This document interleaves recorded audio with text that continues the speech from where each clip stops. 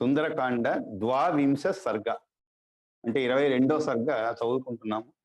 దీంట్లో ఉండేటువంటి 46 శ్లోకాల్లో ఒక 22 శ్లోకాలు పూర్తి చేసుకున్నాం అనమాట. ఇంకా ఒక 24 శ్లోకాలు ఉన్నాయి. అవి ఈరోజు పూర్తి చేసుకుందాము. ఈ 22 శ్లోకాల్లో కూడా మనకి ముఖ్యంగా సీతాదేవి రావణాసురుడికి శ్రీరామచంద్రుడి యొక్క పరాక్రమం గురించి, ఆ తరువాత నీవు ఆ రామలక్ష్మణుల ఎదుట పడి ఉంటే నీ ప్రాణాలు దక్కేది కాదు, అంతటి పరాక్రమంతుడు శ్రీరామచంద్రుడు నీవు దొంగచాటుగా ఈ విధముగా నన్ను అపహరించావు అనేటువంటి ఆ విషయాలను కూడా చెప్పుకుంటూ వస్తుందన్నమాట.